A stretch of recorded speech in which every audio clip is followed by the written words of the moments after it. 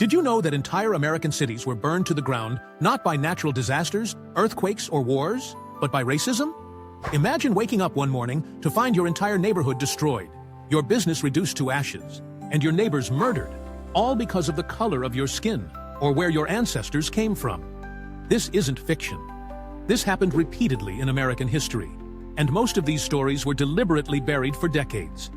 Today, we're uncovering 4 of the most horrific but forgotten chapters in American history. 4 times when thriving communities were systematically destroyed by white mobs, not because of what these people did, but simply because of who they were. These weren't isolated incidents of violence. These were coordinated campaigns of terror designed to send a message. You don't belong here. Our journey begins in 1871 Los Angeles, where a small but growing Chinatown housed about 200 Chinese immigrants. These weren't wealthy people. They were mostly working-class men who had come to America seeking better lives, working dangerous jobs that others wouldn't take, like building the transcontinental railroad or working in mines. They faced constant discrimination and were legally barred from becoming American citizens.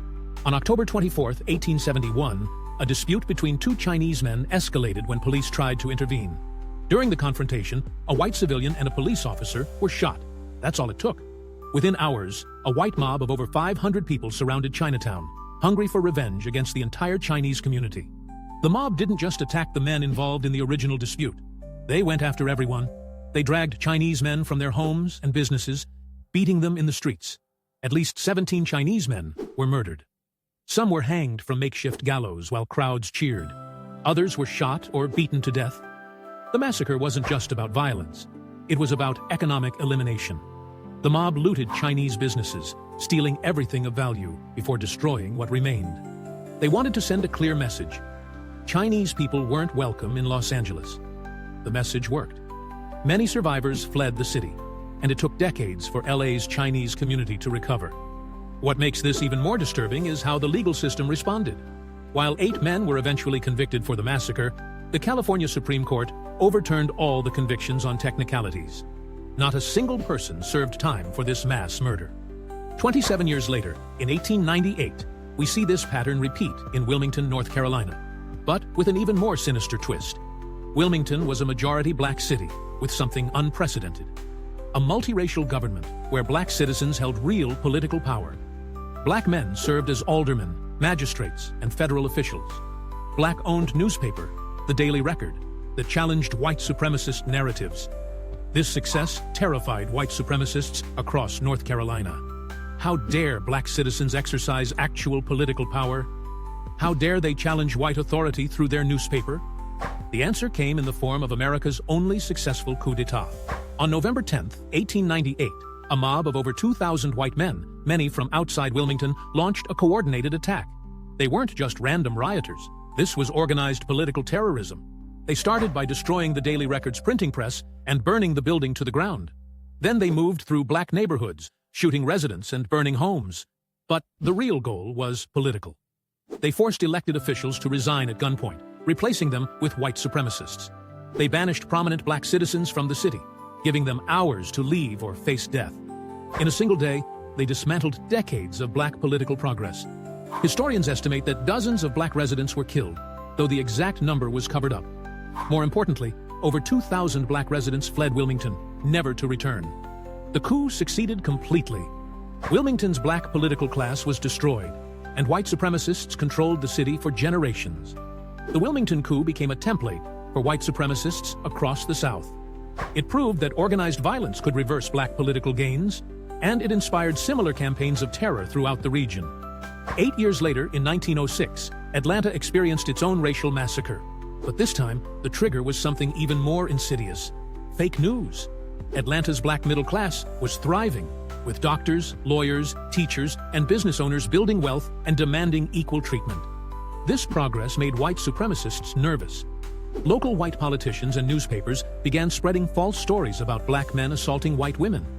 These stories were completely fabricated, designed to inflame racial tensions before an election. The strategy worked perfectly.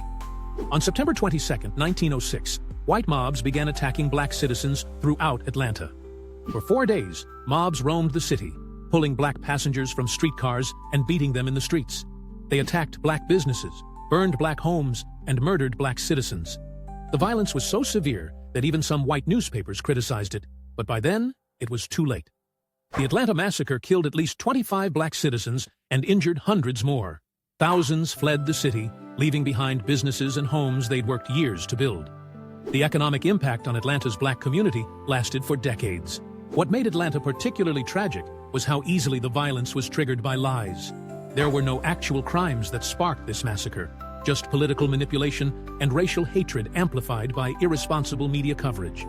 But perhaps the most devastating example of racial destruction came in 1921, in Tulsa, Oklahoma, where the Greenwood district had earned the nickname Black Wall Street. This wasn't just a successful black neighborhood, it was one of the most prosperous black communities in American history.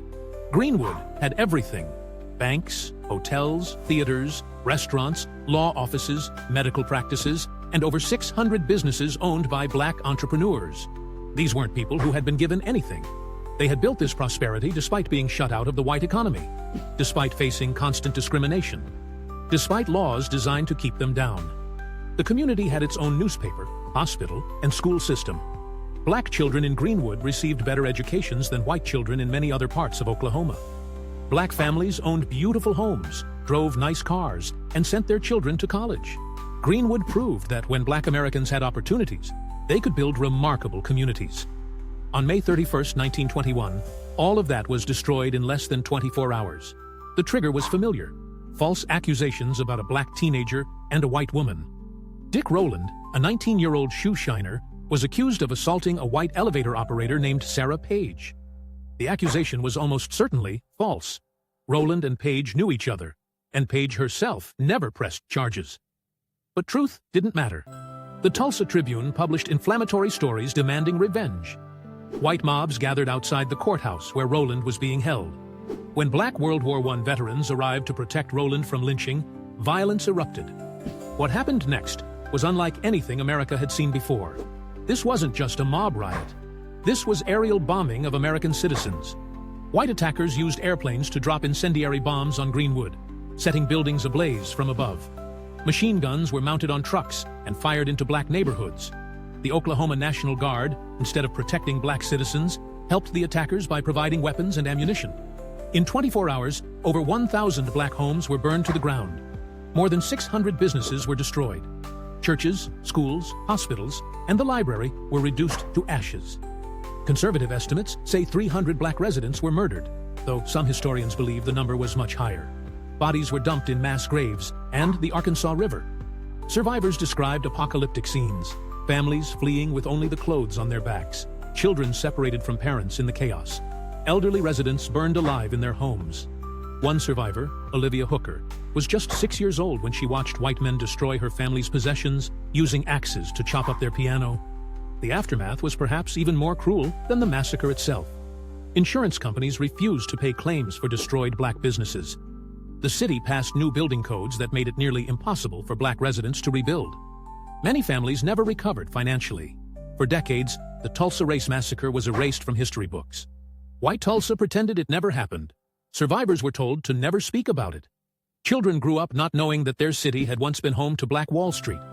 These four massacres share disturbing similarities. Each targeted successful minority communities that challenged white supremacist assumptions about racial hierarchy. Each used false accusations or manufactured crises to justify violence. Each involved coordinated attacks that went far beyond spontaneous mob violence. Each was followed by cover-ups that lasted for generations. These weren't isolated incidents of racial violence. They were systematic campaigns of economic and political terrorism designed to maintain white supremacy through fear. They worked. Each massacre sent the same message to minority communities across America: success will not protect you. Prosperity will not save you. And if you challenge white authority, everything you've built can be destroyed overnight. The victims of these massacres weren't just statistics. They were doctors and lawyers, teachers and business owners, parents and children who had committed no crime, except daring to succeed in a country that didn't want them to thrive. Their stories were deliberately buried, their achievements erased, their deaths ignored. Today, we remember their names. We honor their stories. We refuse to let their sacrifices be forgotten. Because understanding this history isn't just about the past, it's about recognizing how hatred and fear can destroy entire communities, and why we must never let it happen again.